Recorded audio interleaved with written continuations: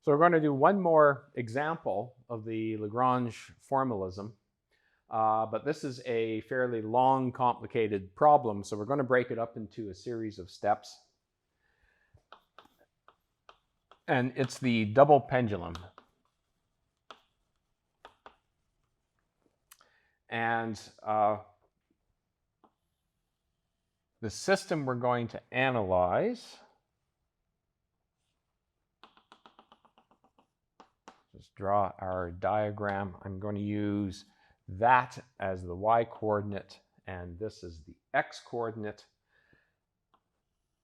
And we have our first pendulum with length L1, and it's attached to a mass M1, and it makes an angle from the x-axis of θ1, and then this is a pivot point where we can attach a second mass, M2. We have a length L2, and it has an angle θ2. So we're going to analyze this system,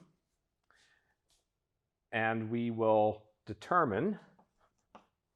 So in part A, we just want to write down our generalized coordinates.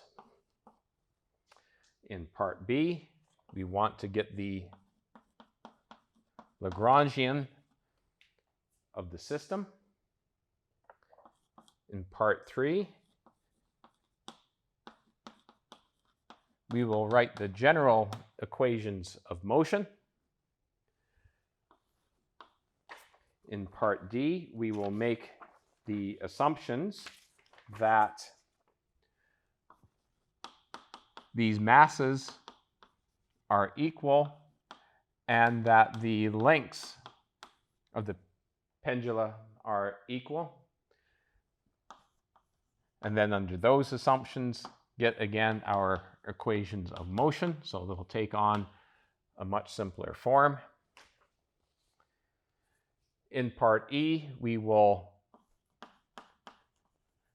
assume small amplitude motion.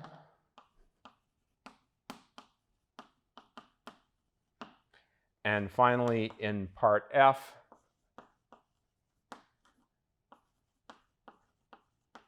we want to find the normal modes of the system. So this is a rather complicated problem that will involve a lot of algebra.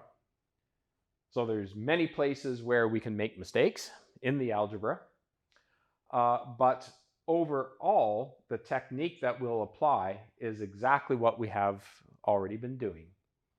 And notice the layout of these steps are a condensed version, a digest, if you will, of the steps that we normally take in solving any problem. First, define our coordinates, find our Lagrangian, get our equations of motion, and then put in any assumptions that we normally want to make in solving the problem. And so we can just begin with part A. So I'll separate this off. So let's look at this first mass. So we have coordinates x1 and y1. And for x, this is L1 cos θ1. And for y, it's L1 sine θ1. And then for the second mass, we will have to reference this point. So for x2, we start from x1, and then we add L2 cos θ2, and then y2 also starts from position y1, and we have to add L2 sine θ2. So we can instantly recognize that from these equations, since we have a bunch of constants, our generalized coordinates